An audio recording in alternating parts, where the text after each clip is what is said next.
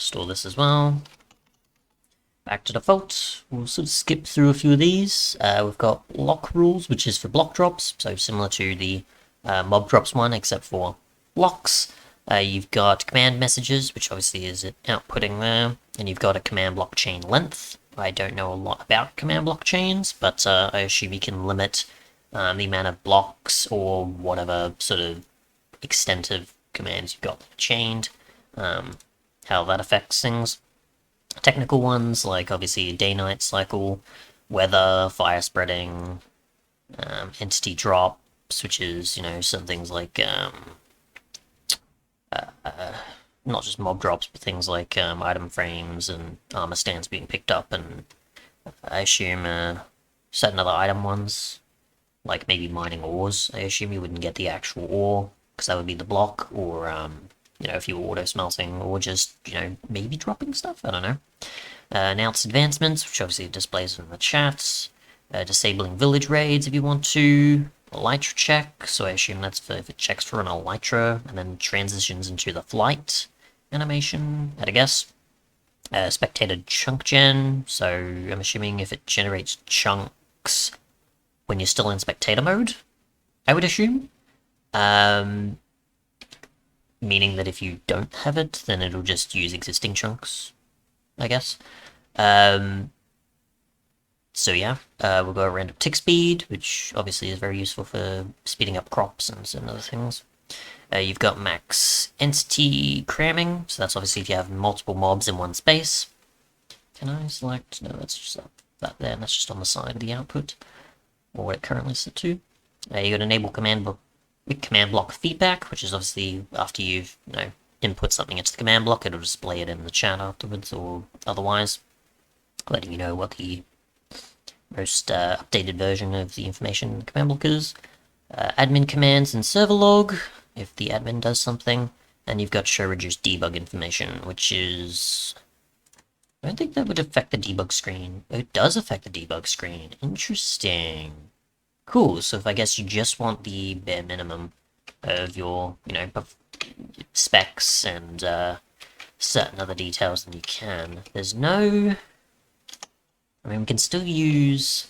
That's not what I want. Okay, so that brings up that. Can I still do the... I can still do the chart, but I can't see coordinates and other things, can I? Interesting. Okay, so... yeah, kind of a deal breaker there.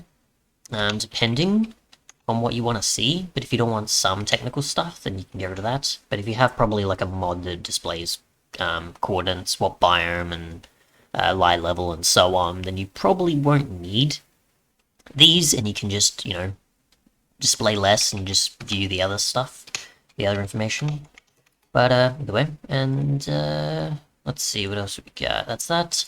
And then we have extra rules, which is things like world time, which is a work in progress that they've got implemented, or that it is in the case of the command itself. You've got showing coordinates. Actually see what happens. Oh, okay, so we've got those down there. So you can see at my hand, there's the coordinates there. And then we've got the sort of box there. Can you go away, please? So they're work in progresses, but still possible to activate. Sensitive TNT, I assume that means either it's if you... I don't think it's going to be the same as punching it. It is just if fire or redstone signal ignites it immediately. Yep. So it is just how particular it gets to... Ooh. Okay, so it immediately does it or not. So it doesn't have its time that it takes before it goes, okay, I'm going to explode. It just goes, yep, I'm immediately going to trigger. Otherwise, you can extinguish it with water, so toggle that on and off, enabling command blocks being active at all. Disabling hunger entirely, if you want extra challenge, which I didn't know you could do that, so the amount of times I installed a removal of hunger mod, that's interesting. Doesn't remove the display, of course, but it just, you know, changes it to, you know, not work, pretty much. So it just completely ignores it. There's no need for it at all. Should be there. That's interesting. If I'd known that, I would have used the command often.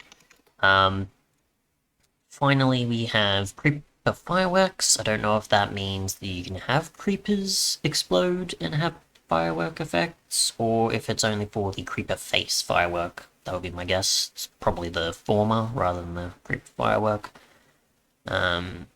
Face one. And then you've got slowing down baby zombies, I guess. And that is it. Thanks so much for watching, and goodbye.